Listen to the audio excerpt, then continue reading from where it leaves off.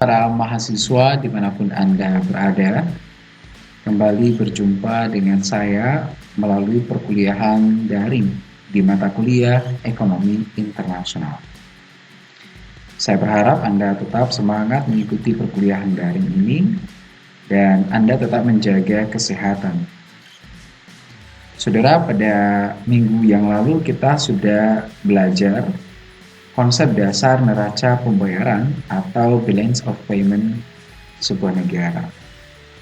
Nah, pada hari ini kita akan belajar bagaimana cara atau mekanisme menyeimbangkan neraca pembayaran internasional apabila dalam BOP tidak terjadi keseimbangan atau disebut disequilibrium.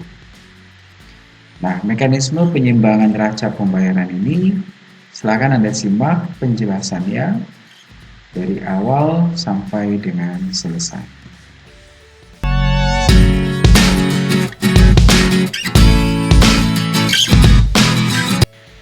Saudara, mari kita mengawali materi perkuliahan kita tentang neraca atau menyeimbangkan neraca pembayaran internasional pada hari ini dengan pemahaman terhadap konsep disequilibrium sebuah neraca pembayaran. Pada pembahasan kita tentang neraca pembayaran minggu yang lalu, kita sudah ketahui bahwa secara umum ada dua transaksi dalam neraca pembayaran, yaitu transaksi debit dan transaksi kredit. Konsep sederhananya, kalau dikatakan dia debit apabila valuta asing keluar dan kredit apabila valuta asing masuk. Nah, kapan dikatakan BOP tidak seimbang? Yaitu apabila jumlah debit tidak sama dengan jumlah kredit.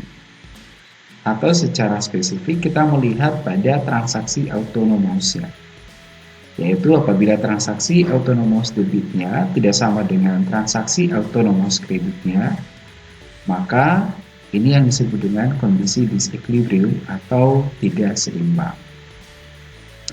Nah, berbicara tentang disequilibrium, ada dua kemungkinan dalam pembahasan kita tentang disequilibrium ini. Yang pertama adalah defisit dan yang kedua adalah surplus. Balance of payment atau neraca pembayaran internasional dikatakan defisit apabila transaksi autonomosnya yang debit lebih besar dari transaksi autonomos kredit. Atau secara sederhana kita bisa terjemahkan falas yang masuk lebih sedikit dari falas yang keluar.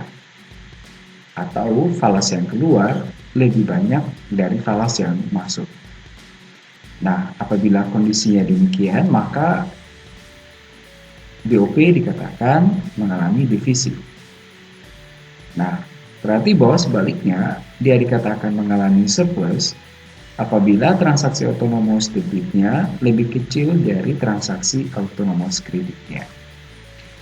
Nah, pertanyaannya apa itu autonomos kredit? Dan apa itu autonomous debit? Sesungguhnya kita sudah membahas pada konsep dasar balance of payment yang lalu. Agar lebih ingat, saya akan ingatkan kembali saudara bahwa konsep transaksi autonomous dalam pembahasan disequilibrium BOP hari ini adalah merupakan transaksi berjalan atau current account ditambahkan dengan transaksi modal atau capital account. Nah, jadi memahami tentang perbedaan antara transaksi debit dan transaksi autonomous debit dan transaksi autonomous kredit, maka sesungguhnya kita melihat current account-nya dan capital account. Lalu pertanyaannya, apa yang menyebabkan disequilibrium BOP ini bisa terjadi?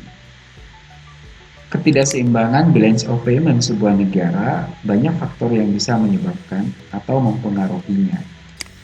Bisa jadi karena faktor alam, misalnya karena bencana alam atau karena wabah penyakit mengganggu sistem produksi dalam sebuah negara, kemudian berpengaruh pada ekspor dan impor ke negara lain.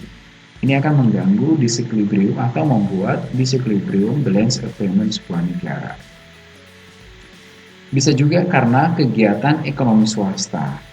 Artinya bahwa karena faktor tertentu, swasta mengalami ketidakgairahan dalam proses produksi.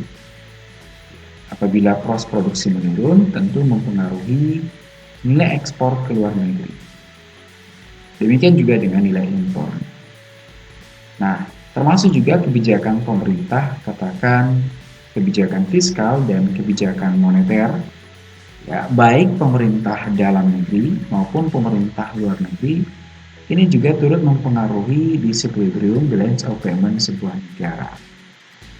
Nah, bagaimana mekanisme faktor ini mempengaruhi disequilibrium nanti akan terlihat pada pergerakan demand dan supply valuta asing di sebuah negara. Nah, sehingga disequilibrium dari balance of payment ini dapat kita kelompokkan dalam beberapa jenis.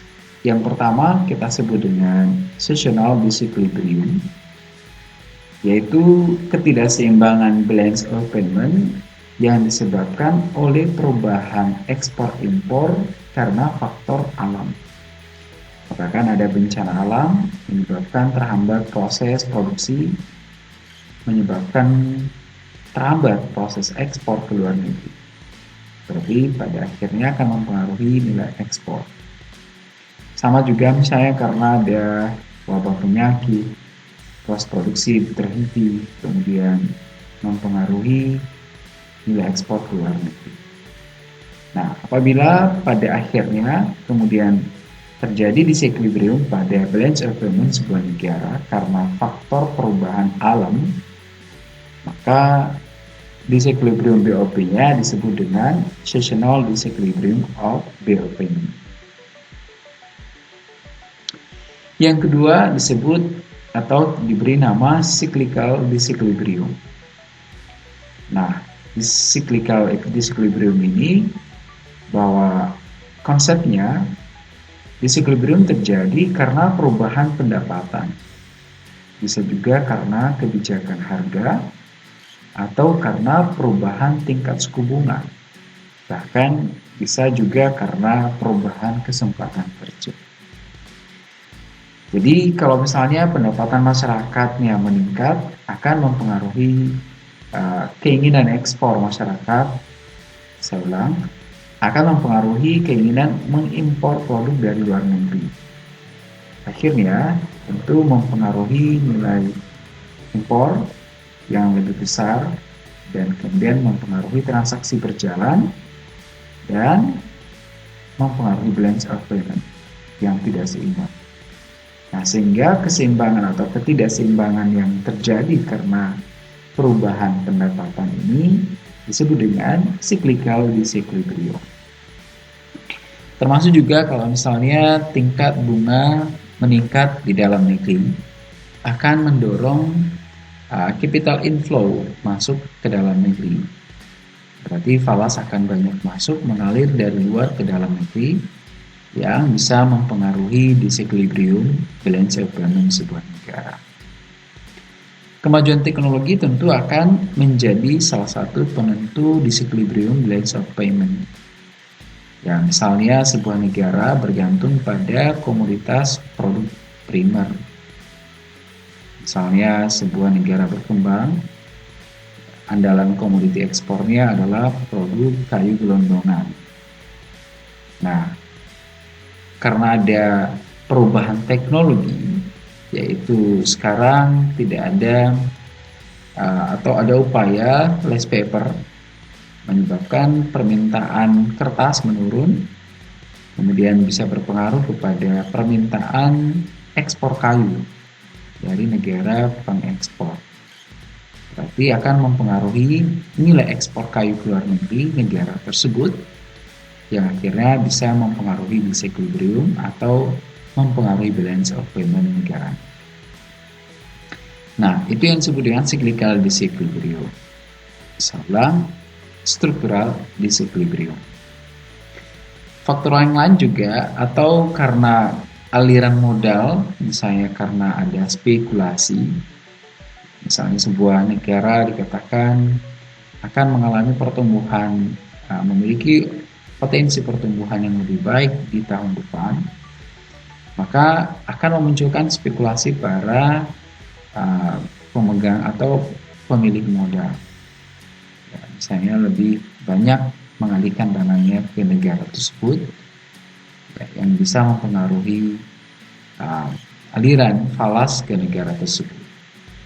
Nah, inilah 4 jenis dari disequilibrium balance of payment sebuah negara.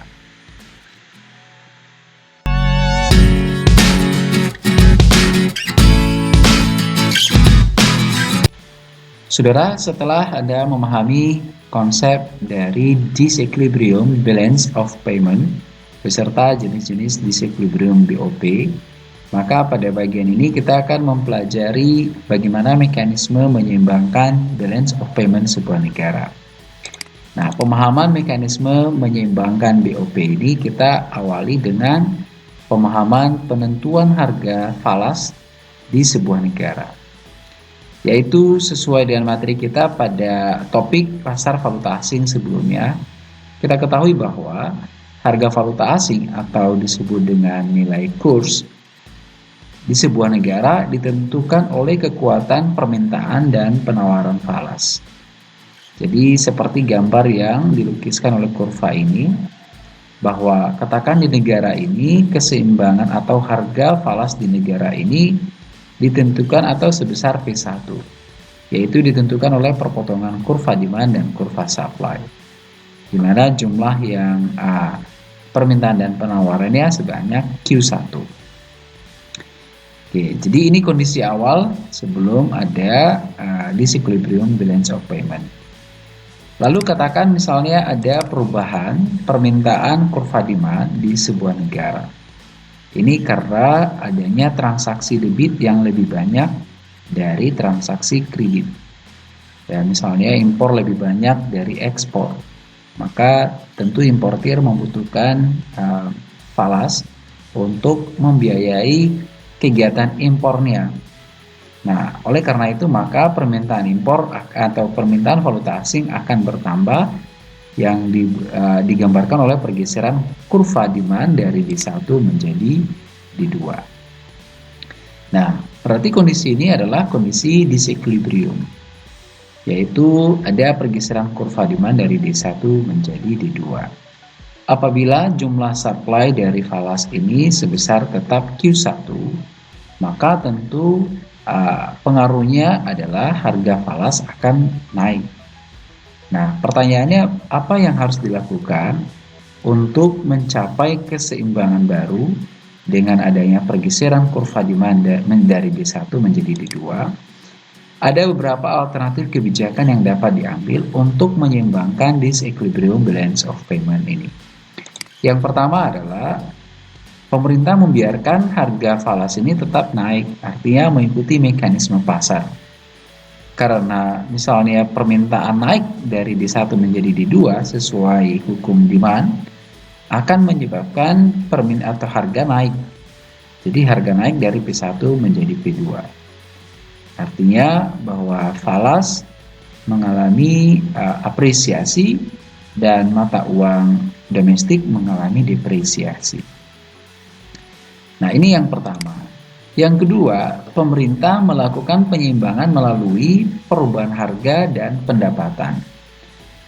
Katakan misalnya perubahan D1 dari D1 menjadi D2 ini karena adanya impor yang lebih banyak daripada ekspor, maka pemerintah bisa mempengaruhi harga. Ya, katakan misalnya melalui kebijakan tarif dan kuota yang kita pelajari sebelumnya, ya, sehingga menyebabkan harga impor ini lebih mahal.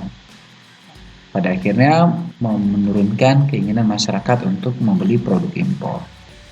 Lalu bisa menyeimbangkan kembali atau menurunkan permintaan falas dan akhirnya sampai pada keseimbangan baru. Nah, ini alternatif yang kedua. Alternatif yang ketiga, pemerintah menambah supply falas di pasar falas, yaitu melalui penggunaan cadangan devisa yang dimiliki oleh pemerintah. Ya, umumnya peranan ini diambil oleh central bank. Nah, katakan misalnya ada penambahan falas Maka kalau misalnya jumlah falas sebelumnya adalah sebesar 0Q1 pada harga 0P1, maka agar harganya tetap sebesar 0P1, pemerintah menambah falas dari 0Q1 menjadi 0Q3. Nah, kalau misalnya pemerintah tetap atau menambah falas di pasar falas menjadi 0Q3, maka tentu harganya tetap pada harga sebesar P1. Ini alternatif yang ketiga. Yang keempat, pemerintah bisa melakukan kebijakan deflasi. Deflasi ini artinya atau konsep sederhananya adalah kebalikan dari inflasi. Kalau inflasi adalah kenaikan harga-harga, maka deflasi adalah penurunan harga. Nah, penurunan harga ini bisa melalui pemberian subsidi dan lain sebagainya. Nah, dampaknya kemana? Kalau misalnya ada deflasi di sebuah negara, akan mempengaruhi agregat demand-nya. Yaitu kalau kita kembali kepada konsep ekonomi makro yang kita pelajari sebelumnya, bahwa agregat demand ini adalah ditentukan oleh nilai konsumsi, investasi, government expenditure, dan ekspor impor. Katakan komponen dari yang pertama, konsumsi. Jadi ketika ada deflasi akan mempengaruhi jumlah produk atau harga produksi yang bisa mempengaruhi harga produk. Kalau harga produknya turun, kemudian akan menurunkan masyarakat atau produsen untuk memproduksi barang. Akhirnya agregat demand bisa berkurang. Ketika agregat demand menurun, tentu mempengaruhi pendapatan. Pendapatan yang menurun akan mempengaruhi keinginan masyarakat untuk mengimpor produk dari luar negeri. Nah, inilah cara mekanismenya, sehingga pada akhirnya nanti kurva permintaan falas akan menurun dan bisa mencapai atau bergeser kembali kepada titik keseimbangan sebelumnya. Nah, yang keempat atau yang kelima adalah pemerintah melakukan pengawasan devisa atau exchange control seperti yang kita bahas pada topik pasar valuta asing sebelumnya. Nah, inilah cara atau beberapa alternatif ya yang dapat diambil oleh policy maker atau pemerintah ya, sehingga atau tujuannya adalah untuk menyeimbangkan balance of payment yang disequilibrium.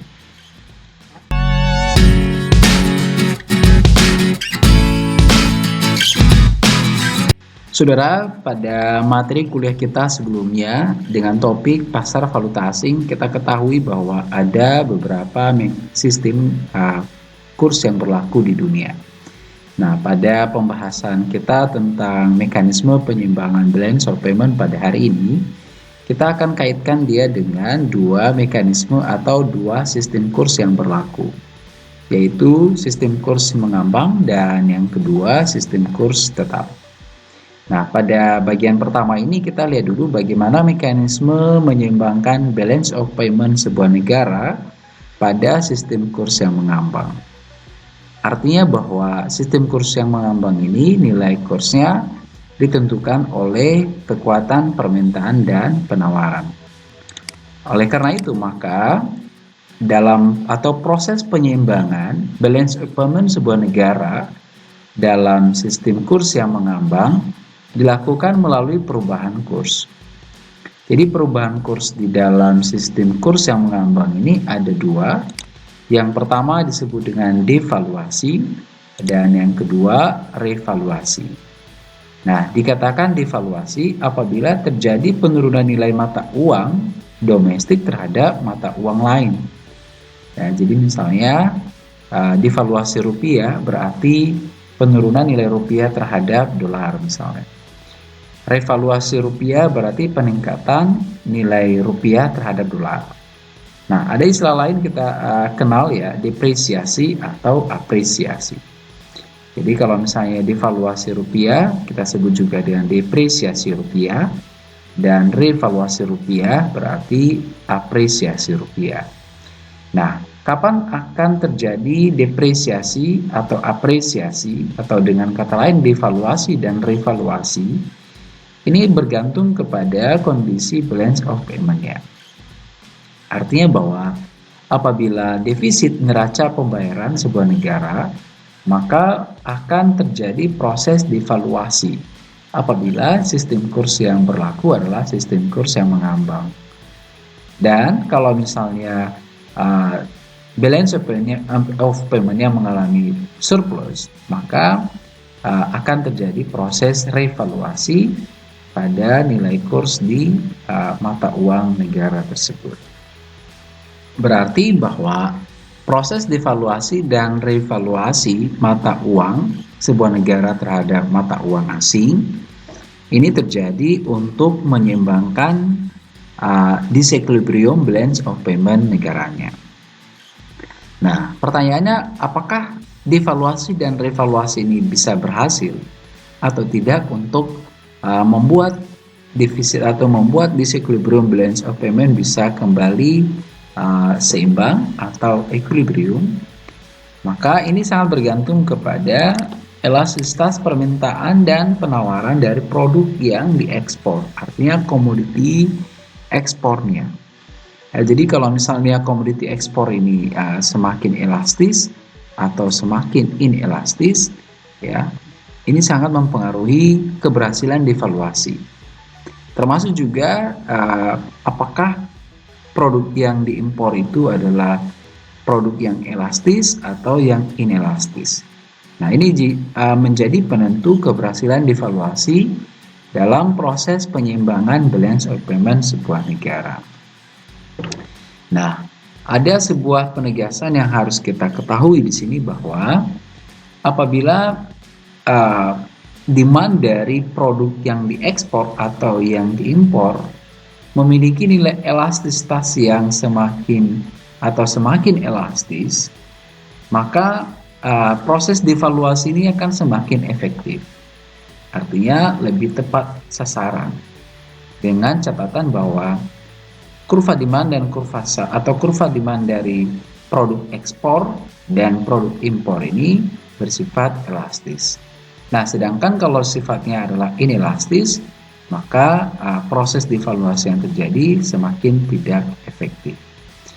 Nah, perlu Anda ketahui bahwa mekanisme dalam devaluasi dan revaluasi ini sangat ditentukan oleh elastisitas dari permintaan produk tersebut. Dengan menggunakan kurva akan lebih mudah kita melihat bagaimana proses efektivitas devaluasi mata uang di sebuah negara. Ada dua kurva yang menggambarkan proses devaluasi ini dengan nilai elastisitas yang berbeda. Kurva yang pertama, kurva demand-nya sedikit landai, yaitu menunjukkan nilai elastisitas yang lebih tinggi. Sedangkan kurva kedua, kurvanya lebih tinggi ya, atau lebih curam. Ini menunjukkan nilai elastisitasnya rendah. Nah, pada kurva yang pertama ini sedikit harga berubah, maka permintaan lebih banyak berubah proporsinya. Nah, kebalikannya pada kurva yang kedua. Oke, katakan misalnya di negara ini terjadi perbedaan atau terjadi defisit neraca pembayaran, yaitu ditunjukkan oleh selisih kurva Q11 dengan Q13. Jadi kalau Q11 ini menunjukkan kurva penawaran dan Q13 menunjukkan permintaannya. Nah, selisih ini menunjukkan defisit neraca pembayaran di negara tersebut. Nah, oleh karena itu, karena ada selisih ini, maka untuk menyeimbangkannya harus dilakukan devaluasi di mata uang negara tersebut. Nah, di kondisi yang kedua sama sebenarnya ya. Katakan jumlah selisihnya atau jumlah defisit neraca pembayarannya adalah sama ya, yaitu Q2 sampai Q21 dan Q23 ini sama besarnya dengan Q11 dengan Q13. Nah, hanya saja perbedaannya adalah karena kurva demand-nya untuk negara atau di bagian 2 ini lebih nilai elastisitasnya lebih rendah, maka untuk melakukan devaluasi ini jauh lebih sulit dibandingkan dengan kondisi atau kurva yang pertama.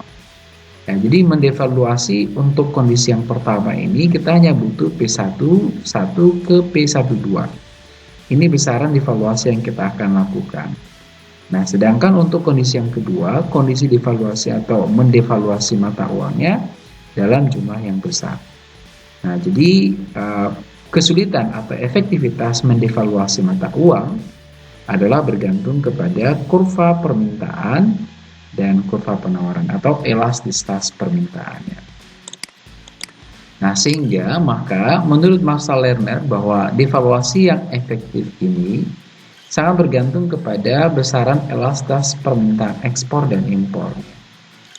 Oke, nah jikalau misalnya nilai elastisitasnya lebih besar dari 1, ini kita sebut adalah elastis, yaitu devaluasinya akan memberikan perbaikan yang berarti, karena seperti yang kita gambarkan tadi. Sedangkan kalau misalnya elastisitasnya adalah sama dengan 1, kita sebut dengan uniter, ini tidak akan memberikan efek apa-apa kalau misalnya dilakukan devaluasi. Kemudian kalau misalnya dia inelastis, maka melakukan devaluasi ya akan tidak memberikan keuntungan, malah yang terjadi adalah kerugian. Nah, inilah mekanisme dalam menyeimbangkan BOP di negara dengan sistem kurs yang mengapa. Lalu bagaimana untuk penyeimbangan defisit BOP untuk sistem kurs yang tetap? Nah, jadi kalau kita kembali kepada materi kita sebelumnya bahwa kurs tetap ini ya adalah sebuah mekanisme kurs yang ditetapkan dengan menggunakan standar emas. Jadi nilai mata uang sebuah negara ini dipautkan dengan nilai berat dari mata emas. Katakan 1 ponsel setara dengan 0,25 gram emas dan lain sebagainya. Nah, dalam proses penyeimbangan nanti kita akan lihat ya, ada 2 pendekatan teori yang kita akan gunakan di sini. Yang pertama teorinya dari David Hume dan yang kedua nanti adalah teori dari Keynes. Nah, dalam proses penyeimbangan BOP menurut teori David Hume ini diberi nama atau istilah dengan mekanisme specie flow. Ya, jadi bagaimana mekanisme specie flow ini? Yaitu bahwa apabila balance of payment yang mengalami defisit ini karena ada nilai ekspor lebih kecil dari nilai impor atau lebih banyak transaksi debit daripada transaksi kredit. Nah, karena ada transaksi debit lebih banyak dari transaksi kredit, maka akan terjadi aliran emas ke luar negeri. Karena mata uang atau alat transaksi yang digunakan adalah emas. Ya, jadi karena debitnya lebih besar daripada kredit, maka akan menyebabkan aliran emas keluar atau pindah ke negara lain. Nah, akibatnya cadangan emas di negara tersebut akan berkurang dan pada akhirnya nanti akan mempengaruhi penurunan money supply di negara tersebut. Nah, kenapa money supply berkurang? Karena money supply ini ukurannya adalah besaran emas yang ada di negara tersebut.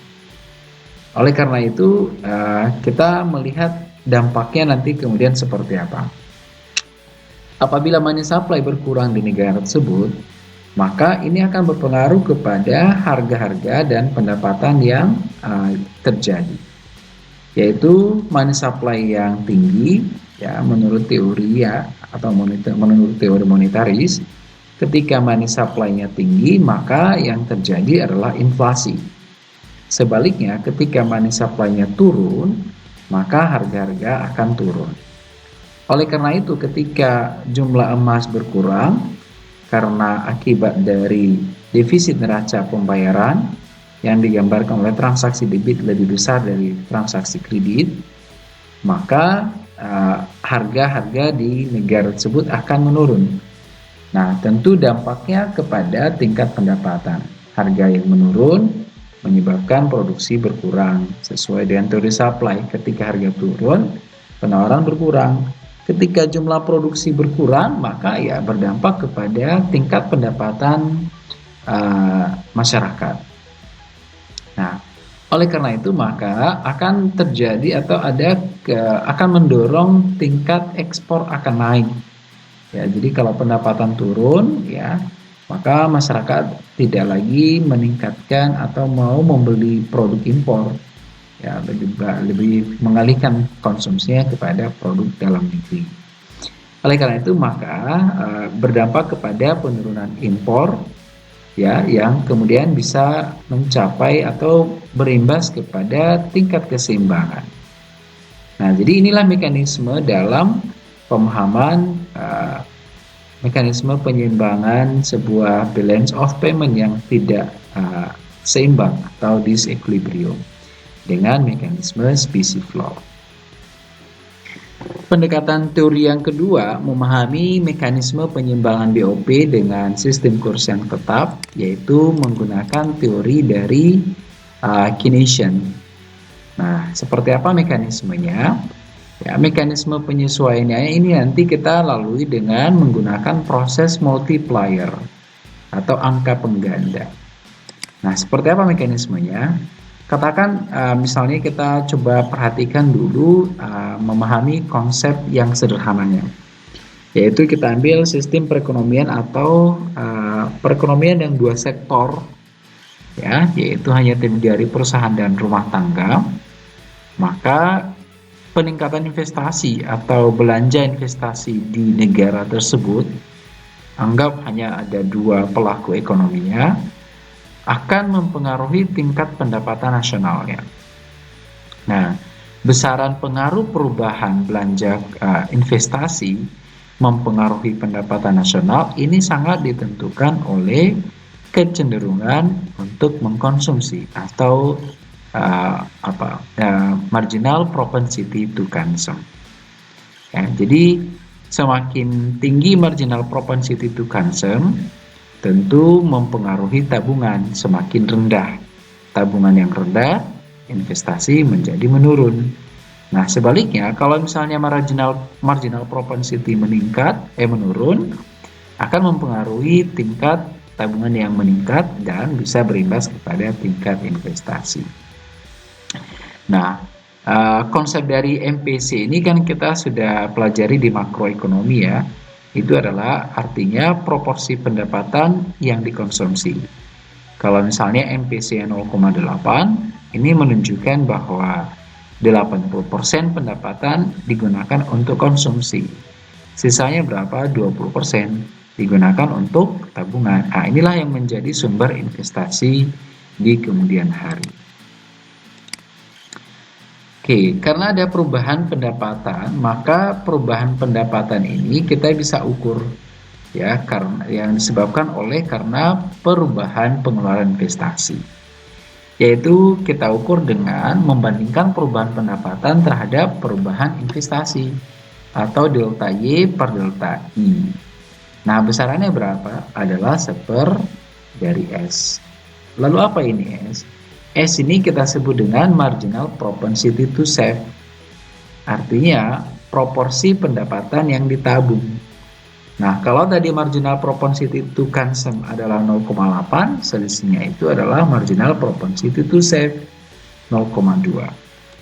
Oke, sehingga untuk menghitung nilai dari MPC ini bisa kita gunakan MPS-nya.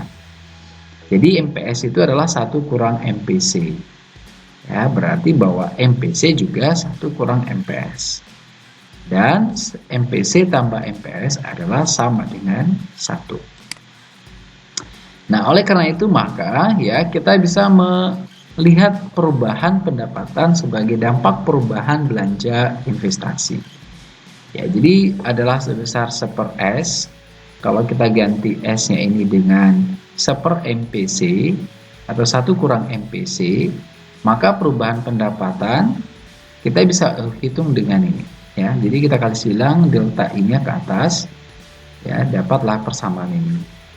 Nah, kalau misalnya 1/, dari 1 kurang MPC ini kita ganti dengan K ya, K, maka perubahan pendapatan karena ada perubahan investasi adalah delta Y sama dengan delta I kali K. Nah, K ini kita sebut nanti dengan multiplier effect atau angka pengganda. Berarti bahwa perubahan dari pendapatan yang dipengaruhi oleh perubahan investasi ini bergantung kepada besarnya multiplier effect. Semakin besar multiplier effect akan semakin besar pengaruhnya terhadap tingkat pendapatan nasional. Lalu bagaimana pada perekonomian yang terbuka?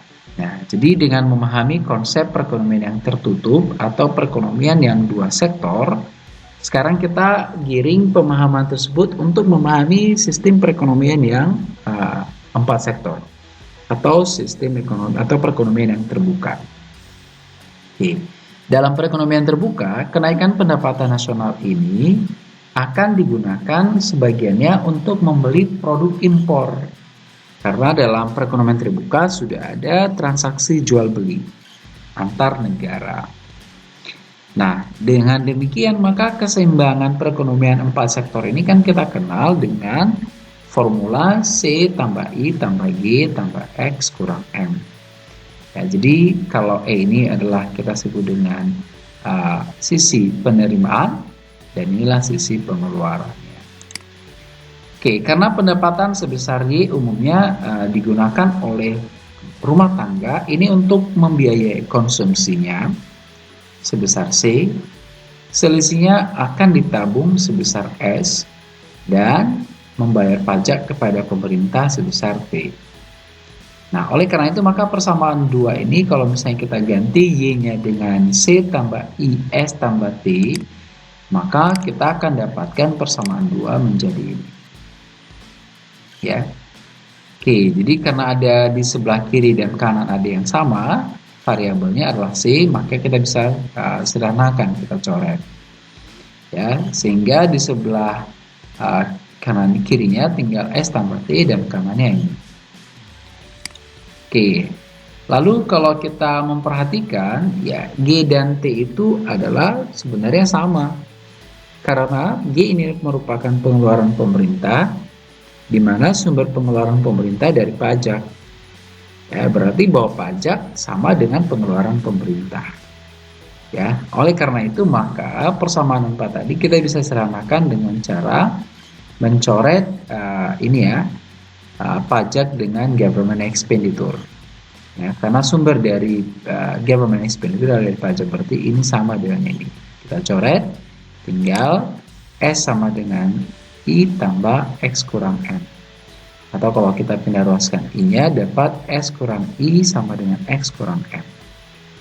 Nah, oke. Sekarang kita perhatikan bahwa sisi sebelah kiri S kurang I dan sisi sebelah kanan M kurang X kurang M ini menunjukkan nilai atau persamaan suntikan dan bocoran di dalam ekonomi makro yang kita kenal. Oke, nah kapan dikatakan terjadi surplus atau kapan dikatakan defisit ya? Nah, surplus BOP ini adalah merupakan kondisi di mana ada kelebihan tabungan yang atas atau dari jumlah yang diinvestasikan. Ini gambaran dari surplus. Ya, jadi kalau misalnya kita lihat dari sisi suntikannya, ya bahwa investasi atau tabungan lebih besar dari atau kurang dari investasi tentu positif, berarti surplus. Nah, ini sama dengan sisi bocorannya, yaitu ekspor kurang dan impor. Nah, oleh karena itu maka secara persamaan kita bisa baca ya dari persamaan 6 tadi bahwa surplus BOP sebuah negara apabila ya nilai tabungan masyarakatnya lebih besar dari investasi yang dilakukan. Sebaliknya surplus neraca pembayaran, defisit neraca pembayaran terjadi kalau misalnya investasi lebih besar dari tabungan masyarakatnya. Oke, nah oleh karena itu maka kalau misalnya persamaan 4 ini kita hitung nilai perubahannya, maka kita peroleh persamaan 7. Perubahan dari S adalah delta S, perubahan I adalah delta I, perubahan X adalah delta X, dan perubahan M adalah delta M. Oke, maka perubahan dari jumlah impor ini ya kita bisa kaitkan dia dengan nilai jumlah pendapatan nasional. Karena apa? Jumlah impor ini bergantung kepada tingkat pendapatan. Kemampuan masyarakat membeli produk di luar negeri sangat ditentukan oleh tingkat pendapatan dalam negerinya.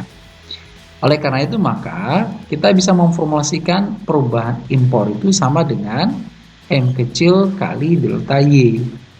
Nah, M kecil ini merupakan proporsi atau proporsi pendapatan nasional yang digunakan untuk impor atau disebut dengan marginal propensity to import. Nah, karena kita tadi sudah rumuskan bahwa delta S sama dengan S kali delta Y, maka persamaan 7 tadi kita bisa ubah menjadi seperti ini. Ya. Oke. Jadi persamaan 7 tadi kan delta S kurang delta I sama dengan delta X kurang delta M. Nah, karena delta S adalah S kali delta Y, maka delta S-nya kita ganti. Kemudian delta M tadi adalah M kali delta Y, maka kita ganti nilai delta M-nya. Oke, lalu kita sederhanakan, kita dapat persamaan ini. Ya.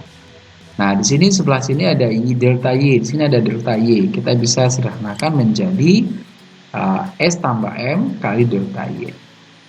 Oke, karena delta X ini tidak bergantung kepada delta Y, ya, jumlah ekspor ini kan tidak ditentukan oleh tingkat pendapatan nasional, ya. Jadi yang menentukan ekspor adalah permintaan luar negeri, ya, pendapatan luar negeri dan lain sebagainya. Maka variabel ekspor ini bisa dikatakan adalah variabel yang eksogen karena nilainya ditentukan di luar model. Oleh karena itu maka delta X-nya merupakan bilangan konstanta. Nah, karena delta X adalah sebuah bilangan konstanta, maka kita bisa mengubah persamaan 5 ini dengan menjadi ini, ya. Oke, jadi kita bisa katakan ini adalah 0 karena dia adalah konstanta. Ya. Oke, oleh karena itu, ya, karena dia konstan, ya, perubahannya adalah 0. Nah, kita bisa mengubah persamaan 9 ini seperti ini. Kita keluarkan delta Y-nya dapat S tambah M kali delta Y. Sama dengan delta I, karena delta X-nya sama dengan 0. Nah, kalau kita sederhanakan lagi, kali silang, ya, S tambah M-nya ke bawah, ketemu ini. Ya. Atau kalau kita misalkan bahwa 1 per S tambah M ini adalah K atau bilangan multiplier, maka delta Y sama dengan K kali delta I.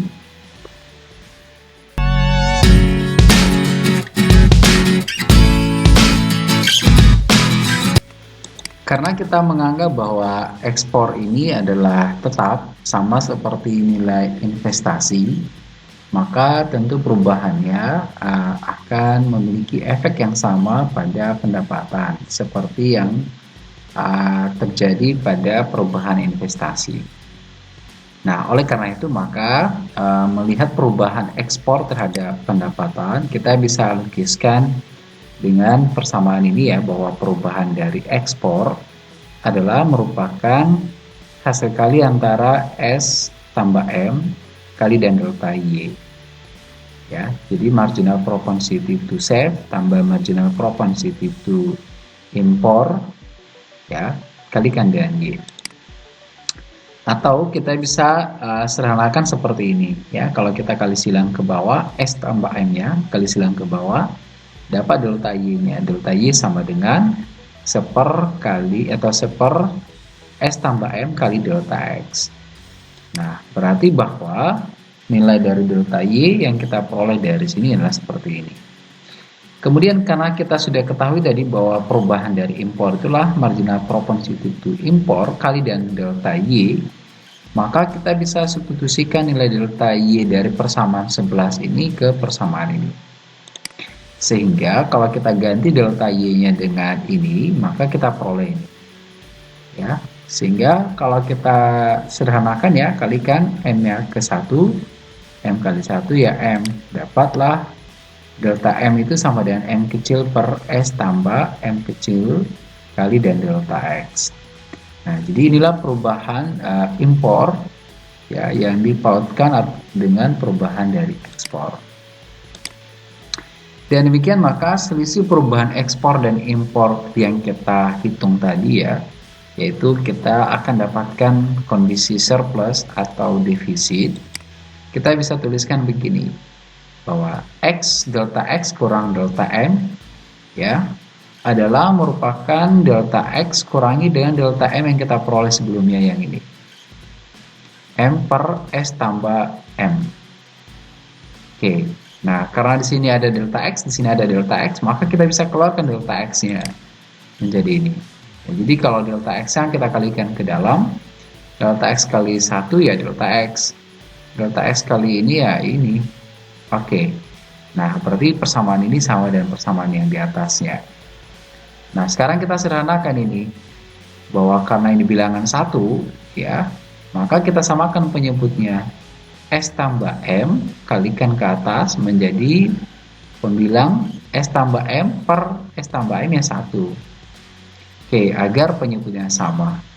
Oke, berarti di sini ada S tambah M kurangi dengan M. Ya, S tambah M kurangi dengan M. Itu berapa? Adalah sebesar S, karena ada M kurang M. M kurang M adalah 0. Nah, oleh karena itu maka selisih perubahan delta X dengan delta M ya adalah kita peroleh seper atau S per S tambah M kali delta X. Nah, dari persamaan ini ya, persamaan 13 ini dapat kita terjemahkan bahwa ya, untuk menjaga keseimbangan balance of payment pada sistem kurs yang tetap, maka proporsi peningkatan impor itu haruslah lebih kecil dari proporsi peningkatan ekspor. Ya, proporsi peningkatan impor M kecil atau marginal propensity to import haruslah lebih kecil dari marginal propensity to save. Ya, agar bisa menambah atau bisa mempertahankan keseimbangan neraca pembayaran.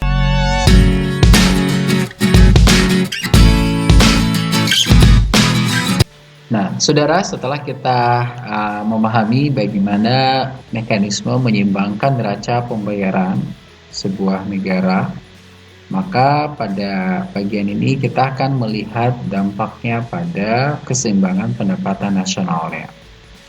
Karena pendapatan atau keseimbangan neraca pembayarannya tentu terpaut dengan keseimbangan pendapatan nasionalnya.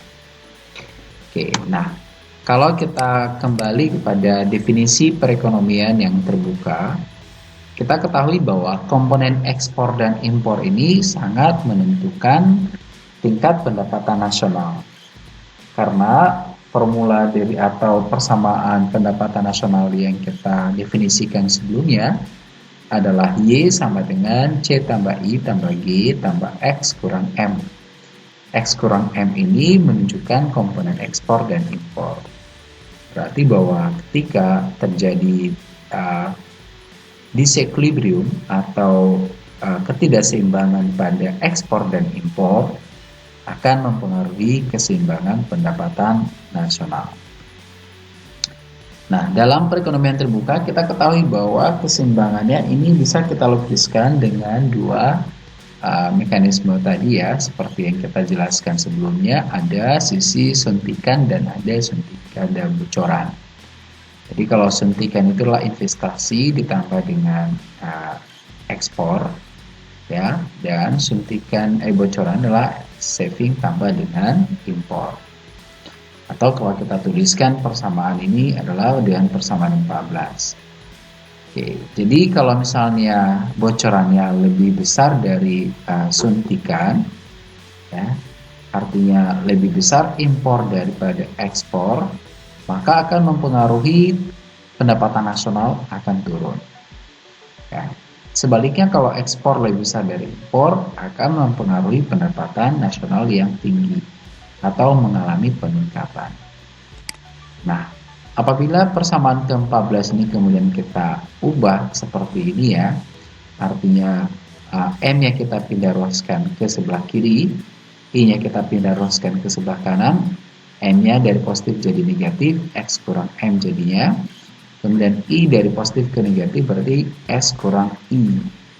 Ya, maka pada saat perdagangan luar negeri yang mengalami surplus atau ekspor lebih besar daripada impor, maka untuk menyeimbangkan balance of payment ya, atau menyeimbangkan pendapatan nasionalnya, maka haruslah tabungan lebih besar dari investasi.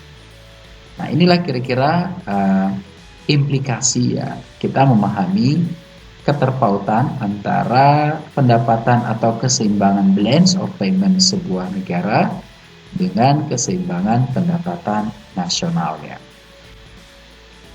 Jadi saya pikir materi kuliah kita cukup sampai di sini dan semoga bermanfaat.